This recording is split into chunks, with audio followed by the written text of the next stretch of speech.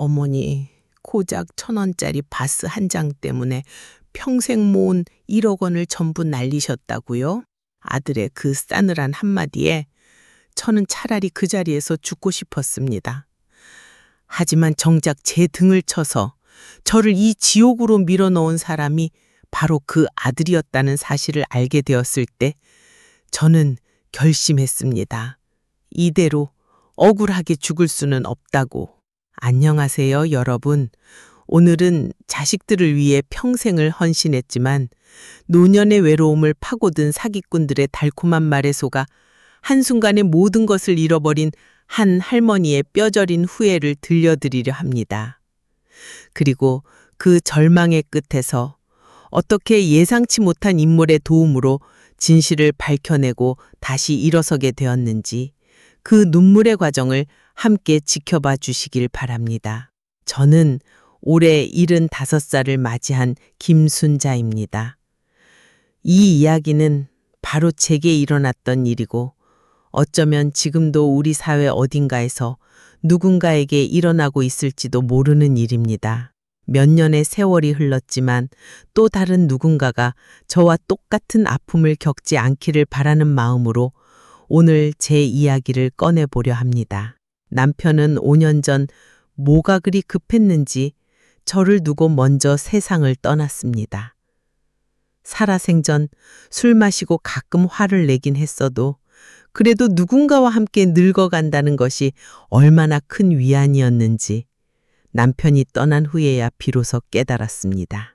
텅 빈 집에는 제 메아리만 올릴 뿐 그 지독한 적막함이 참 견디기 힘들었습니다.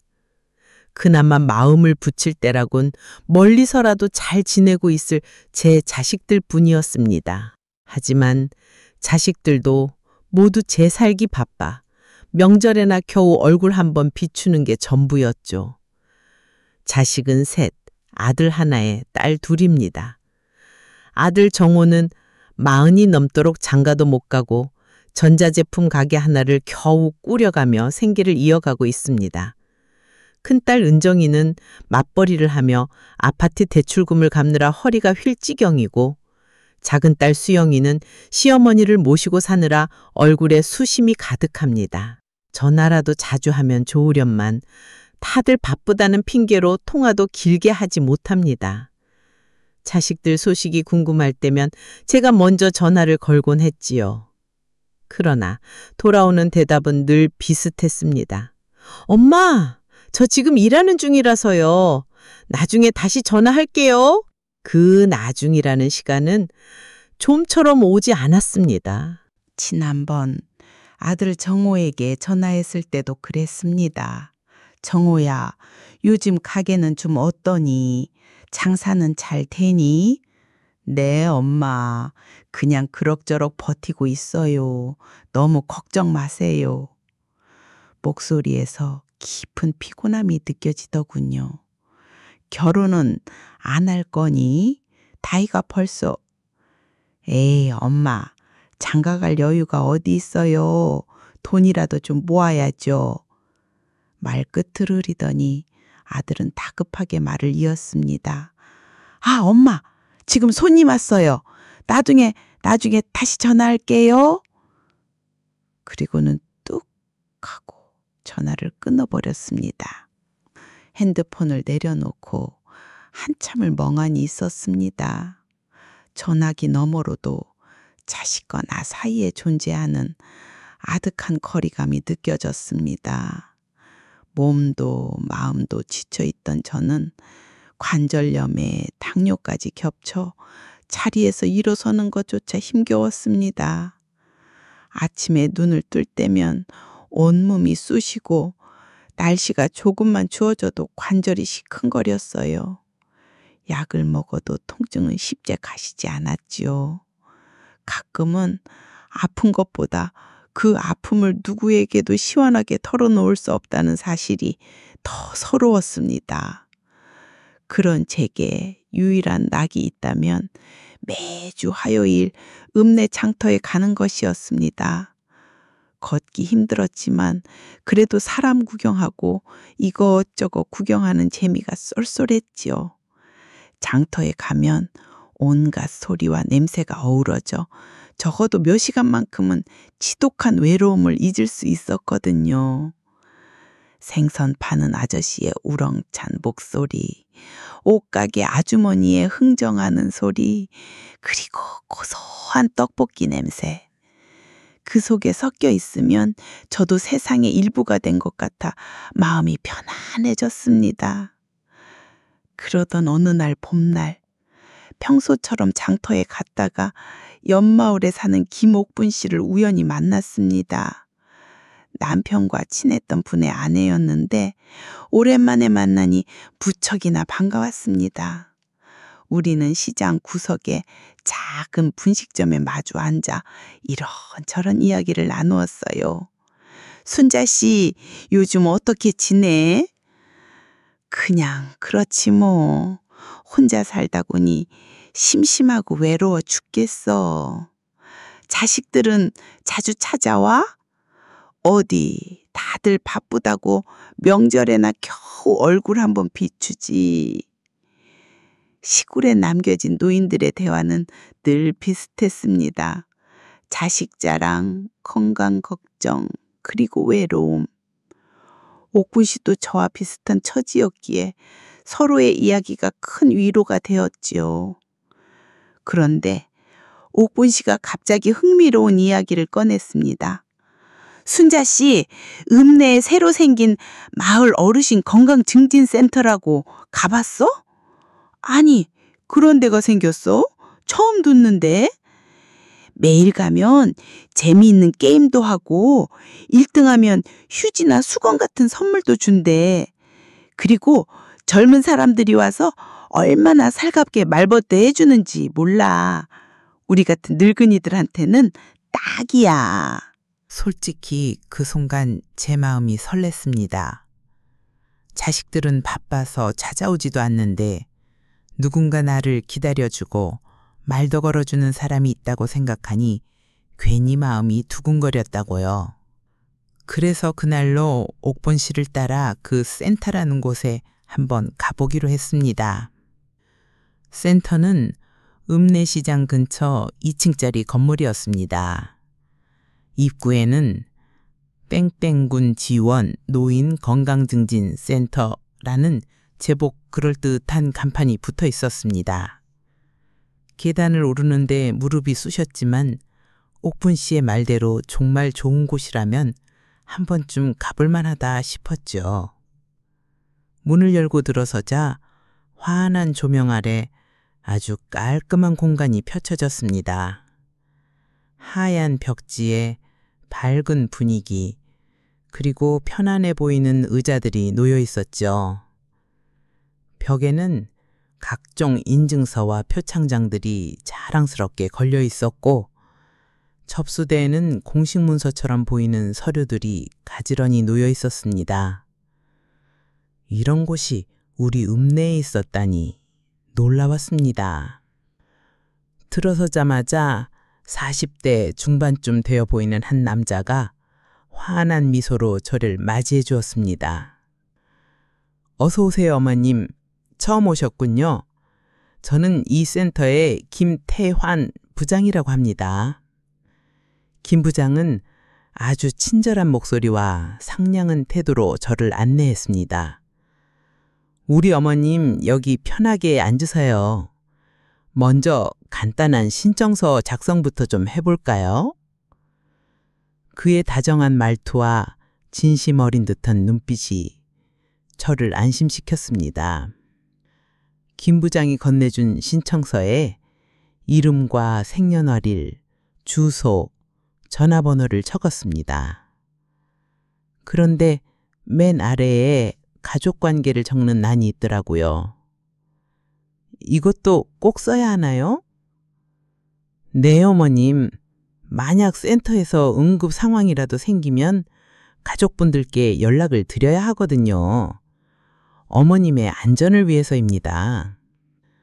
그 말이 그럴듯해서 저는 자식들의 이름과 연락처를 꼼꼼하게 적었습니다. 혹시 모를 상황을 위해서라니 오히려 센터에서 저를 이렇게까지 신경 써준다는 느낌이 들어 고맙기까지 했습니다. 아이고, 아드님도 있으시고 따님도 둘이나 계시네요. 우리 어머님 정말 복이 많으시네요. 김 부장이 제 신청서를 보며 환하게 웃었습니다. 다른 젊은 직원들도 모두 밝은 미소로 저를 반겨주었어요. 어머니 어서 오세요. 처음 오셨나요? 네, 오늘 처음 와봤어요. 아이고, 우리 어머니 정말 젊어 보이세요. 연세가 어떻게 되세요? 75이요. 에이, 69 정도로밖에 안 보였는데. 우리 어머니 정말 정정하시네요. 그 말 한마디에 제 마음이 활짝 열렸습니다. 평소에 누가 저한테 이런 따뜻한 말을 해줬겠어요. 딸들도 제가 머리를 새로 하고 가도 엄마 오늘 머리 했네? 이런 말 한마디 없었는데 말이죠. 김 부장이 안내해 준 자리에 앉았습니다. 주변에는 이미 20명 정도의 노인들이 모여 있었어요.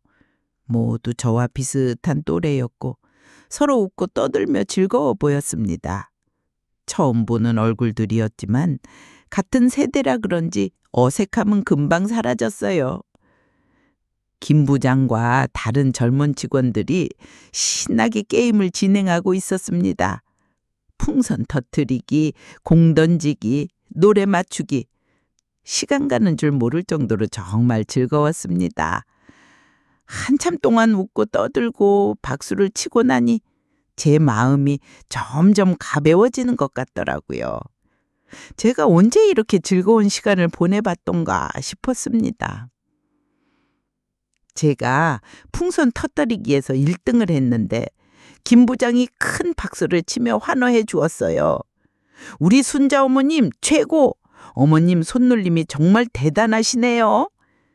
그리고 작은 수건 하나를 선물로 주었죠. 그 순간이 정말로 행복했습니다. 제가 언제 이렇게 뿌듯한 마음을 느껴봤나 싶더라고요. 누군가 저를 인정해주고 잘하셨어요. 대단하세요. 라고 말해주는 그 짧은 순간이 왜 그렇게 제 마음을 울리던지요. 자식들에게는 엄마 그게 아니야. 엄마 그렇게 하면 안 돼. 늘 그런 꾸지람만 들었는데 그날 누군가 제게 정말 잘하셨어요. 라고 말해주니까 가슴이 참 뜨거워지더라고요. 집에 돌아와 그 수건을 서랍 안에 조심히 넣어두며 생각했습니다. 나도 아직은 뭔가 해낼 수 있는 사람이구나. 그 작은 칭찬 하나가 지금까지 제가 들었던 그 어떤 말보다도 더 크게 제 마음에 다가왔어요.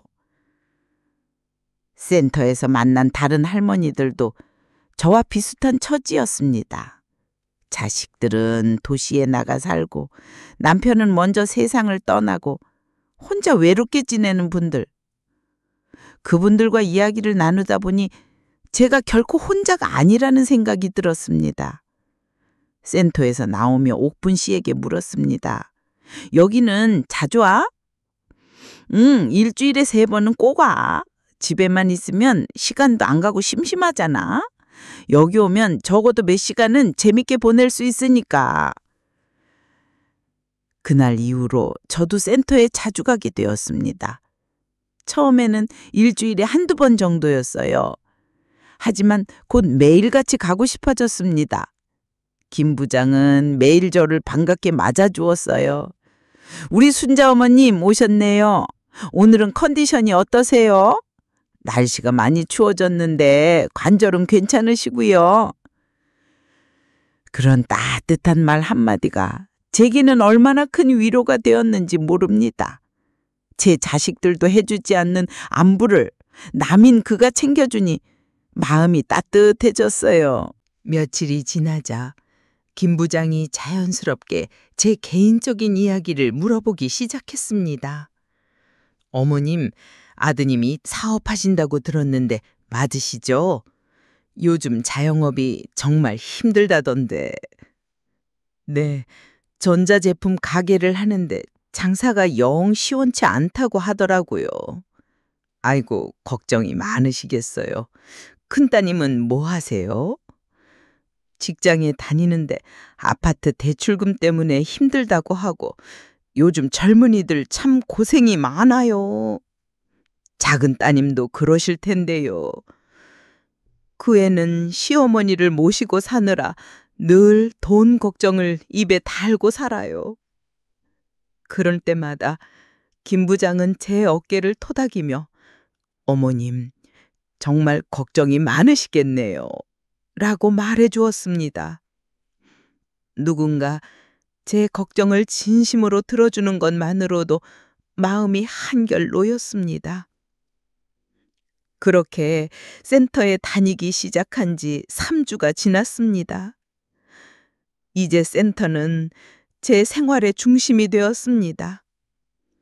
아침에 눈을 뜨면 가장 먼저 센터에 갈 준비를 했고 조금이라도 더 단정하게 보이려고 옷도 신경 써서 입고 머리도 정성껏 빗었습니다. 누군가를 만나기 위해 저 자신을 꾸미는 것, 그것도 아주 오랜만에 느껴보는 설레임이었습니다.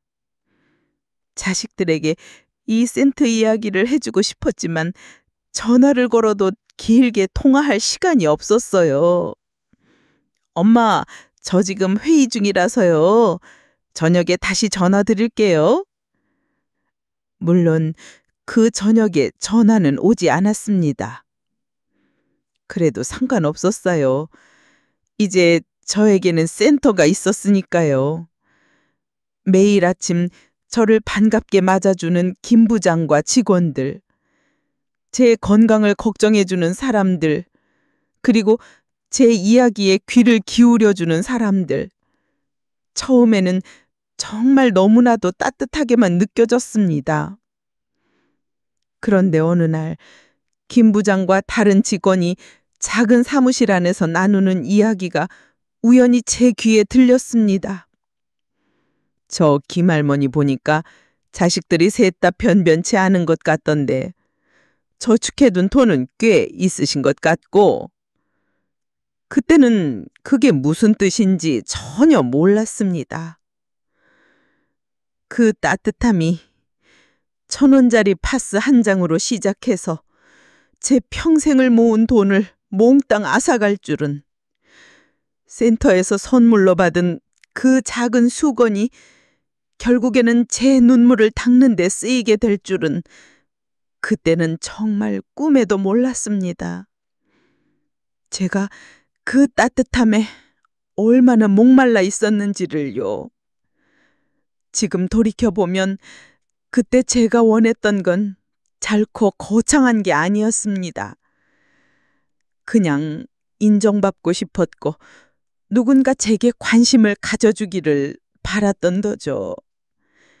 평생을 남편과 자식을 위해 헌신하며 살아온 저에게 제 존재를 알아봐주는 그 따뜻한 말 한마디. 그것이 바로 제가 그 깊은 함정에 빠지게 된 가장 큰 이유였던 것 같습니다. 그렇게 센터에 다니기 시작한 지 한 달쯤 되었을 때였습니다. 센터의 분위기에 묘한 변화가 생기기 시작했습니다. 그날따라 센터의 모습이 평소와는 달랐어요. 늘 게임을 하던 공간 한쪽에 긴 테이블이 놓여 있었고 그 위에는 여러 가지 건강용품들이 진열되어 있었습니다. 파스, 건강 팔찌, 무릎 보호대, 그리고 정체 모를 약초들까지. 마치 작은 약장수 시장 같았어요. 김 부장이 마이크를 들고 중앙에 섰습니다. 어르신들, 오늘부터 저희 센터에서 특별 건강박람회를 시작합니다. 시중보다 훨씬 저렴한 가격으로 좋은 물건들을 준비했으니 부담 없이 구경하세요. 특히 이 파스, 한 장에 단돈 1,000원입니다.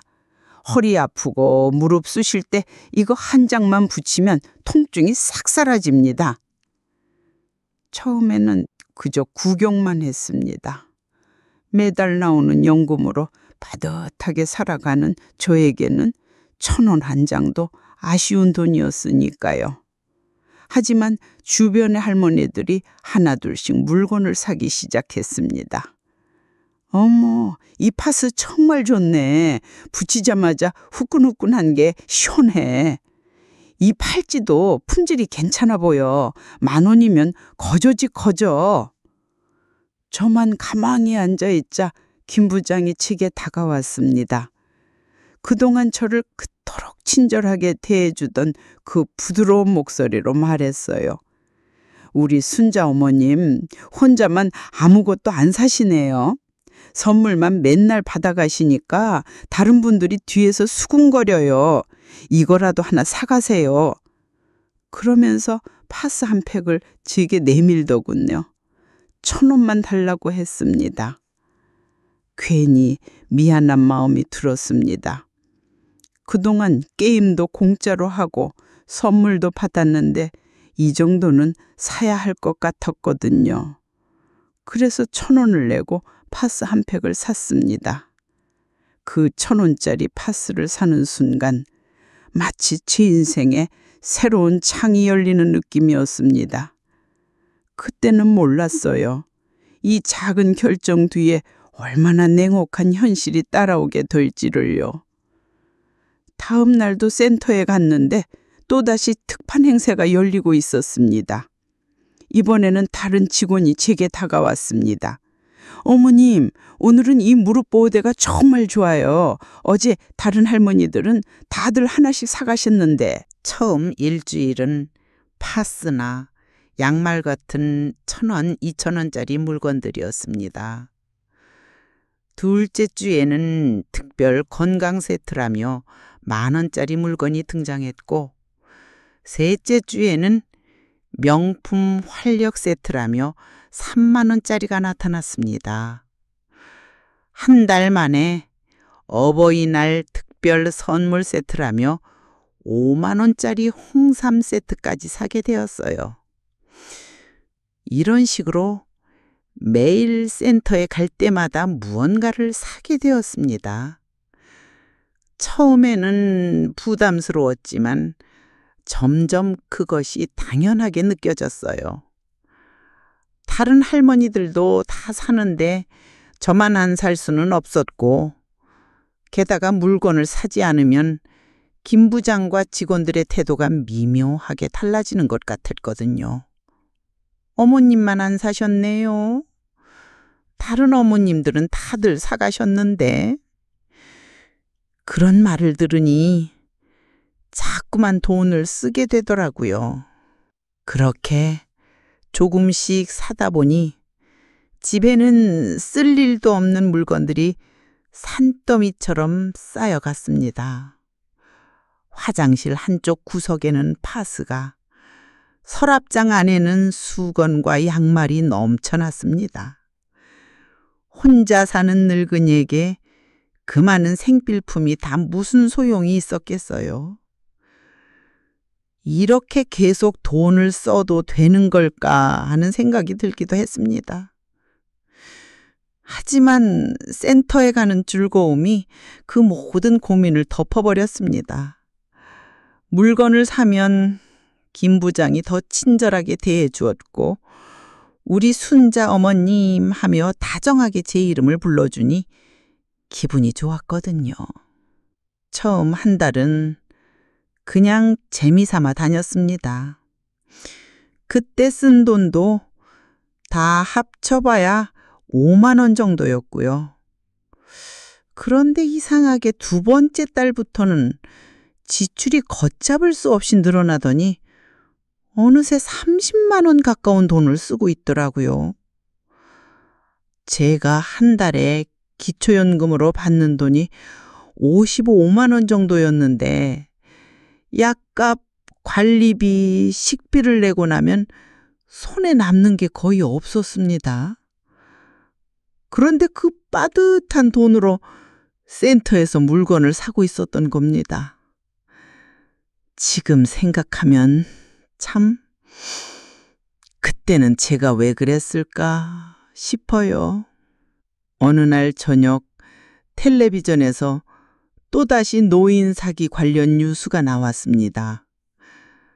최근 노인들을 대상으로 하는 홍보관 사기가 급증하고 있습니다. 각별한 주의가 요구됩니다. 순간 제가 다니는 센터가 떠올랐지만 저는 이내 고개를 저었습니다. 우리 센터는 달라. 다들 내 이름도 불러주고 내 건강까지 걱정해주는 좋은 사람들인걸? 설마 그런 좋은 사람들이 나를 속일 리가 없어. 그렇게 생각했습니다. 그렇게 센터에 다닌 지 2달쯤 지났을 때였습니다. 센터에서 큰 행사가 열린다고 했습니다. 아주 유명한 큰 절에서 오신 스님이 센터에서 특별 강연을 하신다는 거였지요. 그날은 평소보다 사람이 훨씬 더 많았습니다. 이곳저곳에서 그 스님 정말 신통하시다더라. 눈만 봐도 그 사람의 운명을 다 맞히신데 하는 수군거림이 끊이지 않았지요. 김 부장은 우리에게 자랑스럽게 말했습니다. 오늘 오시는 스님은 정말 대단하신 분입니다. 눈을 감고도 사람의 운명을 다 꿰뚫어 보시는 분이니까요. 스님이 도착하기 전 김 부장과 몇몇 직원들이 작은 사무실 안에서 무언가를 심각하게 나누는 모습이 보였습니다. 잠시 뒤 스님이 센터에 도착하자 김 부장이 조심스럽게 종이 한 장을 건넸고 스님은 그것을 한참 들여다보시더니 말없이 고개를 끄덕이시더군요. 그 모습을 보면서도 저는 별다른 생각이 없었습니다.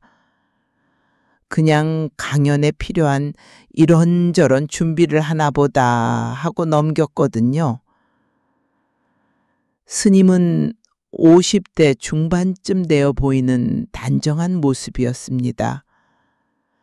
회색 승복을 입고 염주를 돌리며 들어오시는데 분위기가 갑자기 엄숙해졌습니다. 모두가 숨을 죽이고 스님의 말씀을 기다렸지요. 스님은 조용한 목소리로 말씀을 시작하셨습니다. 조상님의 은덕, 자손의 복, 가문의 영광, 이런 이야기들이었어요. 평소 듣던 불교 이야기와는 조금 달랐지만 그때는 그저 새롭다고만 생각했습니다. 그러다 스님이 갑자기 청중 속에서 저를 가리키며 말씀하셨습니다.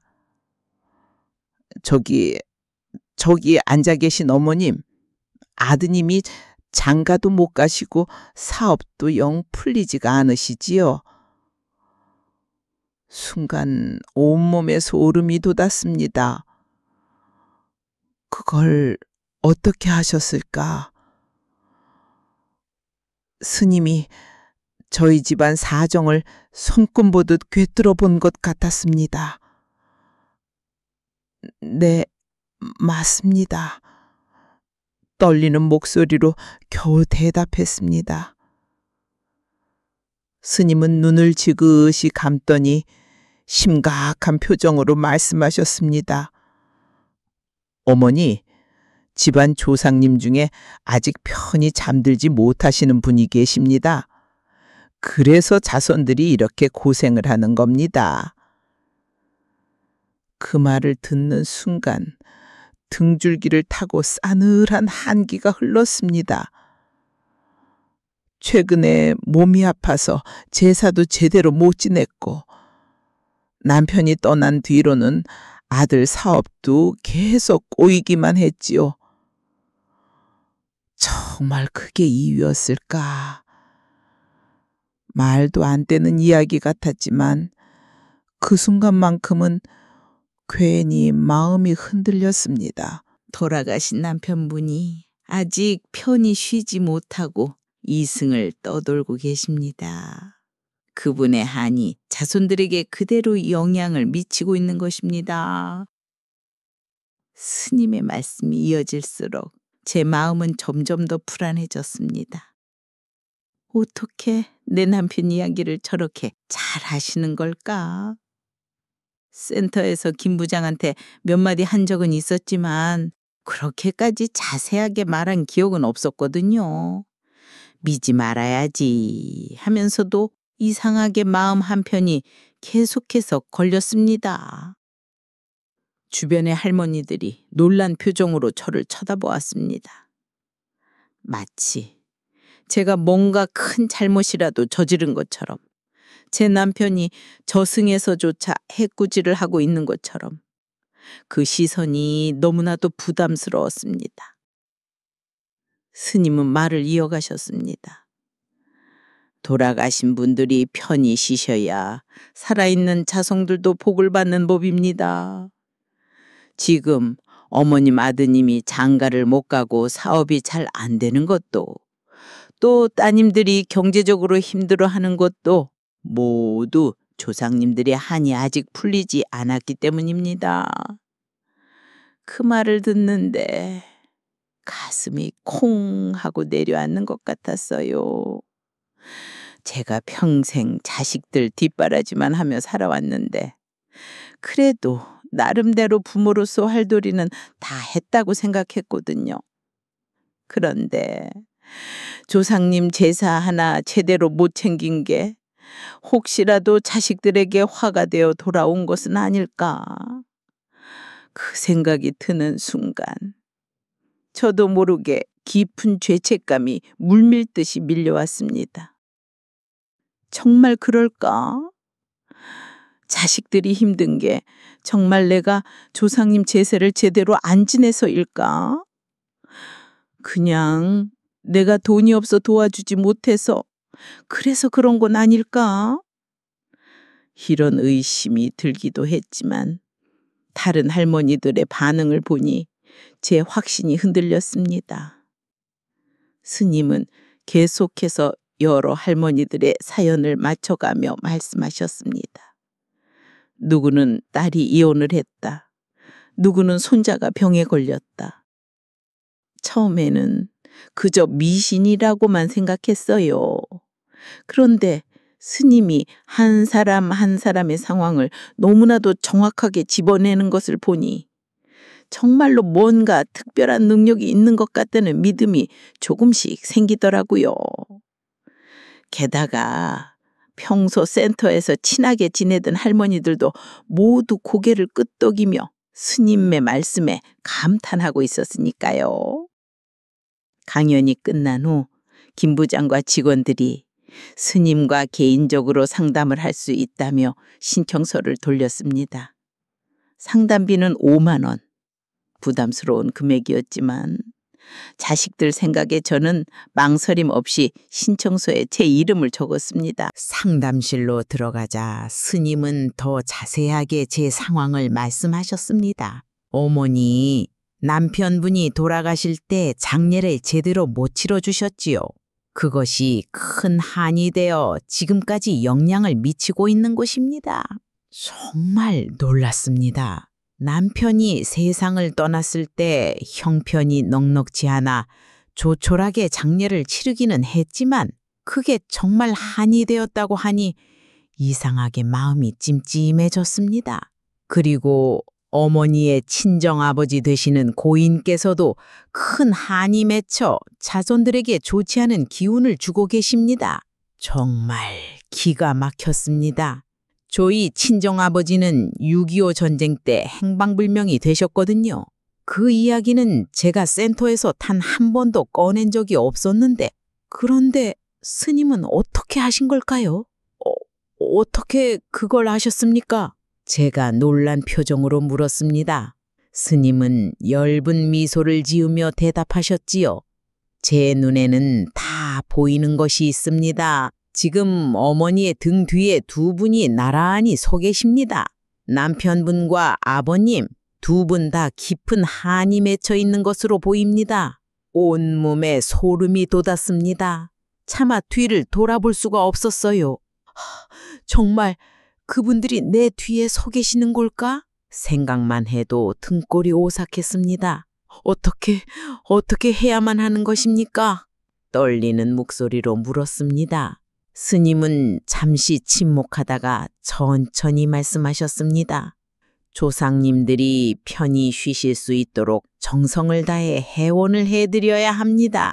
저희 절에서는 조상님들의 위패를 모시고 매달 정성스러운 제사를 지내드리고 있습니다. 다음 주에 영묘 견학을 갈 예정인데 어머니께서도 함께 가보시는 곳이 어떻겠습니까?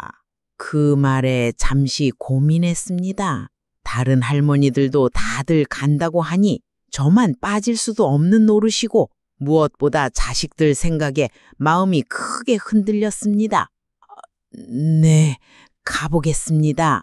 결국 저는 그렇게 대답하고 말았습니다.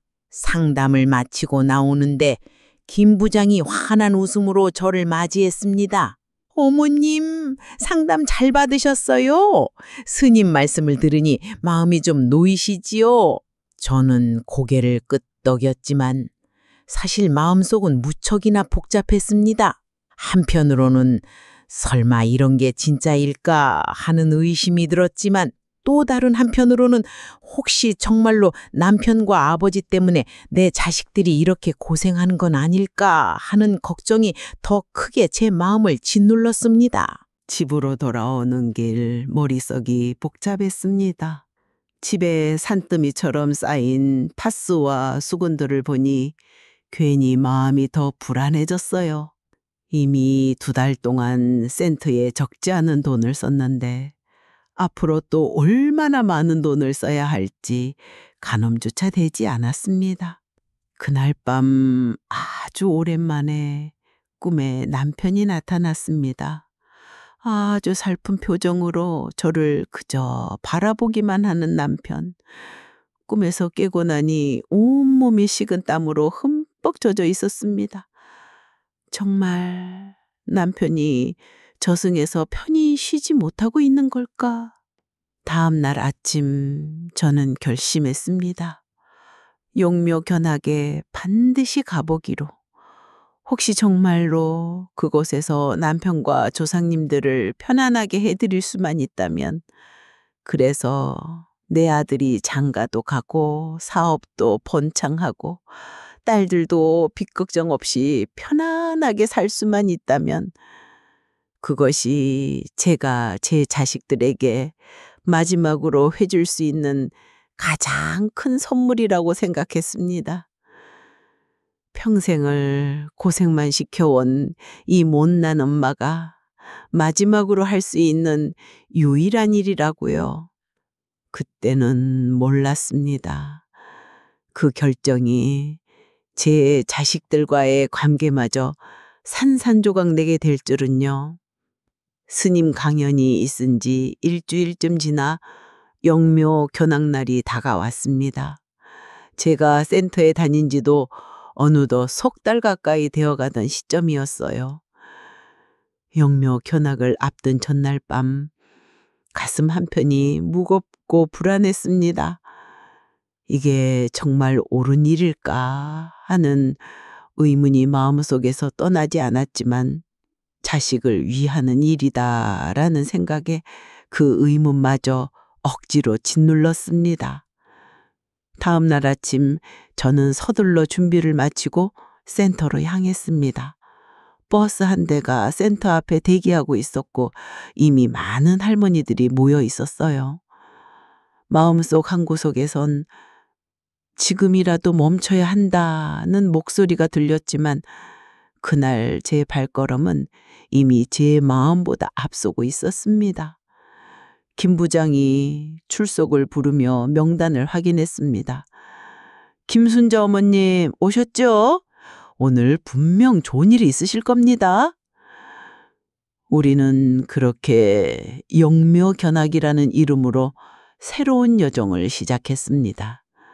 그 여정이 저에게 어떤 끔찍한 결과를 가져오게 될지는 그때는 상상조차 하지 못했지요. 할머니 이수명 정도가 차례로 버스에 올라탔고 저 역시 그 사이에 끼어 있었습니다. 모두 센터에서 얼굴을 익힌 분들이었고 김 부장도 함께 동승했어요. 오늘따라 그의 표정이 한껏 들떠 보였죠. 어머님들, 오늘은 참으로 의미 있는 날입니다. 어머님들의 조상님들을 편안히 모실 수 있는 아주 특별한 장소를 방문하게 될 겁니다. 버스는 금세 활기를 띄웠고 여기저기서 기대에 찬 이야기가 들려왔습니다. 이번에 정성껏 조상님을 모시면 우리 아들 진급도 잘 되지 않을까 싶어요. 우리 딸도 나이가 많아서 걱정인데 이번 기회에 좋은 소식이 있었으면 좋겠네요. 누구 할 것 없이 다들 반짝이는 눈으로 창밖을 바라보고 있었습니다. 기대감과 불안감이 뒤섞인 미묘한 공기 속에서 버스는 구불구불한 산길을 따라 1시간을 넘게 달려갔습니다. 도착한 곳은 산중턱에 자리한 아주 큰 절이었습니다. 화려한 불당과 법당이 인상적이었고 특히 납골당과 위패를 모시는 영각이라는 건물은 그 규모부터가 남달랐어요. 금빛으로 반짝이는 불상과 정교한 단청 장식들, 순간적으로 입을 다물 수 없을 만큼 웅장한 모습이었습니다. 스님이 우리를 맞이하며 말했습니다. 이곳에서는 조상님들의 위패를 모시고 매달 정성껏 제사를 올리고 있습니다. 사손들이 일일이 챙기기 어려운 경우 저희가 대신해서 정성을 다해 조상님들을 모시는 곳입니다. 그 설명을 들으며 저는 어쩐지 마음이 조금 무거워졌습니다. 요즘 들어 제사도 제대로 챙기지 못하고 있었거든요. 몸이 예전 같지 않다 보니 자꾸만 미루게 되고 그게 또 마음에 걸렸죠. 영가가 안으로 들어서자 시야를 가득 채운 위패들이 눈에 들어왔습니다. 정갈한 선반 위에 금빛 현판들이 줄지어 놓여 있고 각각의 위패에는 한자로 된 이름이 또렷하게 새겨져 있었어요. 딱히 누가 말하지 않아도 자연스럽게 고개가 숙여졌습니다. 조용하고 엄숙한 분위기. 왠지 모르게 그 분위기에 압도당하는 느낌이었습니다. 그때 센터에서 함께 온 박할머니가 제 귀에 속삭였습니다. 여기서 제사 지내고 나서 아들이 승진했다는 사람도 있다더라. 순간 귀가 솔깃해졌습니다. 뒤쪽 어디선가 낮게 탄성이 흘러나왔습니다. 그래, 복은 결국 정성을 따라오는 거지. 모두 말은 아끼고 있었지만 분위기는 확실히 달라져 있었습니다. 누군가는 천천히 고개를 끄덕였고 어떤 이들은 눈을 감은 채 기도하듯 작은 소리로 중얼거리고 있었습니다. 두 손을 가지런히 모은 채 위패를 말없이 바라보는 모습도 보였지요. 그 조용한 광경을 지켜보며 문득 제 머릿속에 생각이 스쳤습니다. 정말 이곳에 조상님을 모시면 나도 우리 애들도 무언가 달라질 수 있을까? 처음에는 반신반의했는데 제 마음이 어느새 그쪽으로 조금씩 기울어져 있었습니다. 견학을 마치고 작은 법당으로 이동했습니다. 그곳에서 스님이 우리를 기다리고 있더군요. 한 사람씩 개인 상담을 시작했어요. 마치 점을 보는 것 같았죠. 제 차례가 되었을 때 스님은 저를 자세히 바라보더니 말씀하셨습니다. 어머니, 잘 생각해 보셨습니까? 남편분과 돌아가신 친정 아버님의 위패를 이곳에 함께 모시면 자식들이 편안해질 것입니다. 얼마나 드나요? 입안이 바짝 마르는 것 같았습니다. 스님은 조용히 눈을 감았다가 천천히 말문을 열었습니다. 원래는 위패 봉안과 1년치 제사 비용을 합쳐 1,000만 원입니다. 하지만 어머니께서는 몇 달째 정성을 들이며 이곳까지 오셨지 않습니까?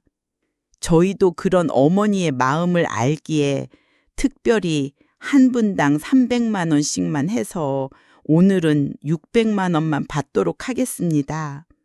순간 머릿속이 하얘졌습니다. 600만 원이라니 제 연금으로는 거의 1년을 꼬박 모아야만 만져볼 수 있는 큰 돈이었습니다. 저는 그렇게 큰 돈은 좀... 제가 말끝을 흐리자 스님은 조용히 한숨을 내쉬었습니다. 어머니, 자식들 걱정이 많이 되시지요. 특히 아드님, 제가 보니 운이 너무 좋지 않습니다. 결혼도 아직이고 사업도 계속해서 막히고 있지요. 스님은 조용히 말을 이었습니다. 지금이 마지막 기회일지도 모릅니다. 지금 이대로 두시면 상황이 더 어려워질 것입니다. 그 말에 가슴이 아팠습니다. 40이 넘도록 장가도 못 가고 고생만 하고 있는 아들을 생각하니 저도 모르게 눈물이 핑 돌았습니다. 그때 김 부장이 조용히 제 곁으로 다가왔습니다. 늘 부드럽기만 하던 그의 목소리에 이번에는 어딘가 모르게 압박감이 묻어 있었습니다. 어머님, 이런 좋은 기회 다시 오기 어렵습니다. 다른 어머님들은 이미 다들 결정하셨는데 어머님만 빠지셔도 정말 괜찮으시겠어요? 그동안 조금씩 모아오신 저축이 있으시잖아요. 자식들이 잘 되기를 바라는 그 마음 누구보다 크신 분이시잖아요. 지금이 아니면 이 기회가 또 언제 올지 모릅니다. 하지만 무엇보다 제 마음을 가장 크게 흔든 것은 바로 제 자식들이었습니다. 장가도 못 간 아들, 각자 힘겨운 삶을 버텨내고 있는 2딸. 그 아이들이 조금이라도 더 편안해질 수만 있다면 제가 가진 것을 전부 다 내놓아도 조금도 아깝지 않았으니까요. 집에 돌아와 통장 잔액을 확인했습니다.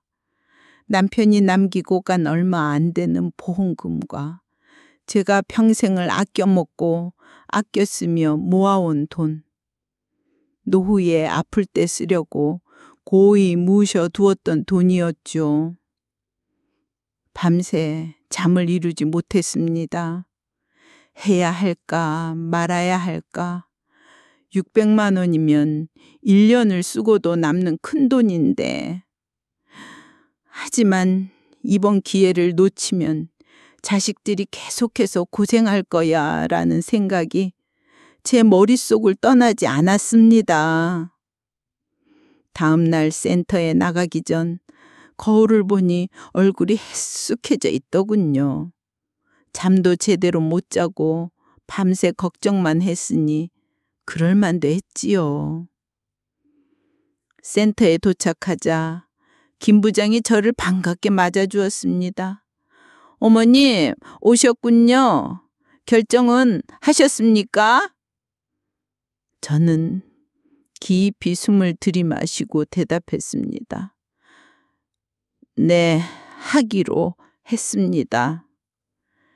김 부장의 얼굴에 흡족한 미소가 번졌습니다. 정말 현명한 선택을 하셨습니다, 어머님. 자식분들이 분명 큰 복을 받게 될 겁니다.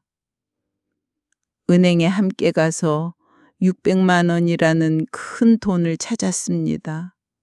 통장에서 그 큰 돈이 한꺼번에 빠져나가는 것을 보니 속이 쓰리더군요. 평생을 한 푼, 두 푼 조금씩 모아온 돈이 이렇게 순식간에 사라지게 되다니 참으로 허망했습니다. 하지만 그 순간에도 이건 다 내 자식들을 위한 거야 라는 생각으로 억지로 마음을 달랬습니다. 김 부장은 정말 현명한 선택을 하셨다며 저를 계속해서 지켜 세워주었지요. 그날 센터의 모든 사람들은 제게 영웅이라도 된 것처럼 박수를 쳐주었습니다. 그 후로도 그들의 요구는 끝이 없었습니다. 어머님, 따님들 앞길이 막혀 있습니다. 애군을 떼어내는 특별 기도를 올려야 합니다. 기도비는 300만 원이었습니다. 아드님 사업이 잘 되려면 조상님께 길을 열어달라고 비는 대규모 제사가 필요합니다. 제사 비용은 500만 원이었습니다. 저는 제 통장이 바닥을 드러낼 때까지 그들의 모든 요구에 응했습니다. 제 머릿속에는 오직 자식들이 잘 될 수만 있다면 하는 생각뿐이었습니다.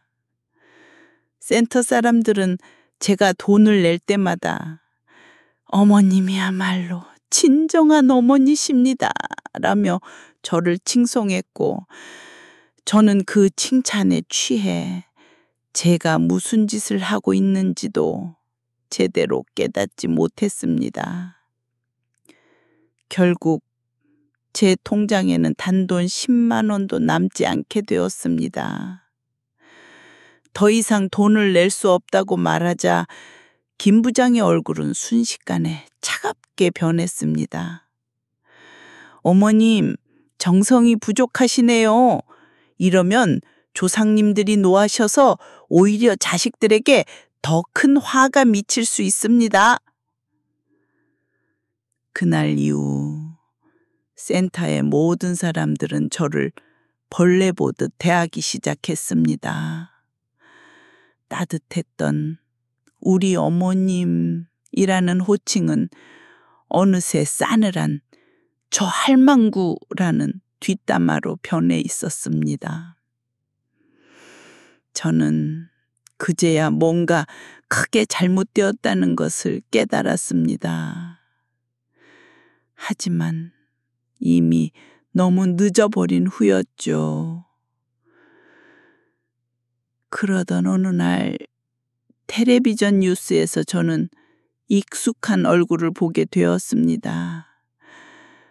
바로 김 부장이었습니다. 노인 상대, 수억 원대 홍보관 사기단 검거. 뉴스는 그들이 저와 같은 외로운 노인들에게 접근해 조상과 자식을 핑계로 어떻게 돈을 갈취했는지를 상세히 보도하고 있었습니다.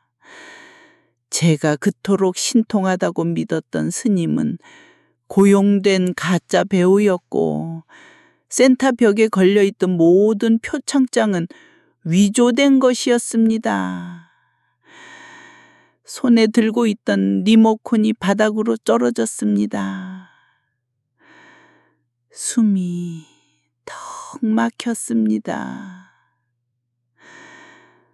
제가 평생을 모아온 1억 원이 넘는 돈이 그렇게 한순간에 공중으로 사라져버린 겁니다. 저는 떨리는 손으로 아들 정호에게 전화를 걸었습니다. 정호야, 엄마가 사기를 당했어. 저는 모든 사실을 울면서 털어놓았습니다. 하지만 수화기 너머로 들려온 아들의 목소리는 제 생각보다 훨씬 더 차가웠습니다. 어머니, 고작 1,000원짜리 파스 한 장 때문에 평생 모은 1억 원을 전부 날리셨다고요? 제가 그렇게 이상한 곳에 가지 말라고 말씀드렸잖아요. 이제 와서 저더러 어쩌라는 말씀이세요? 아들의 그 싸늘한 한마디에 저는 차라리 그 자리에서 죽고 싶었습니다. 자식을 위해 모든 것을 바쳤다고 생각했는데 돌아온 것은 차가운 비난뿐이었습니다. 그 순간 저는 깨달았습니다. 저를 이 지옥으로 밀어넣은 것은 사기꾼들 뿐만이 아니었다는 것을요. 제 외로움을 단 한 번도 진심으로 돌아봐 주지 않았던 자식들의 무관심이 저를 더 깊은 나락으로 떨어뜨렸던 겁니다. 모든 것을 잃고 나서야 저는 비로소 제 자신을 돌아보게 되었습니다. 저는 이제 더 이상 자식들을 위해 살지 않을 겁니다. 늦었지만 이제부터라도 오직 저 자신만을 위한 삶을 살아갈 생각입니다. 지금 이 순간 제게 남은 것은 아무것도 없지만 오히려 마음은 그 어느 때보다도 가벼울지도 모르겠습니다. 오늘 제 이야기가 여러분의 마음에 작은 경종을 울렸기를 바랍니다. 가족이라는 이름 아래 혹시 외로움에 몸부림치고 있는 부모님의 마음을 외면하고 계시지는 않으신가요? 이야기가 마음에 드셨다면 구독과 좋아요로 저희에게 큰 힘을 실어주세요. 그리고 여러분의 소중한 의견을 댓글로 남겨주시길 바랍니다. 여러분의 따뜻한 한마디가 지금 이 순간에도 외로움과 싸우고 있을 또 다른 누군가에게는 큰 위로가 될 수 있습니다.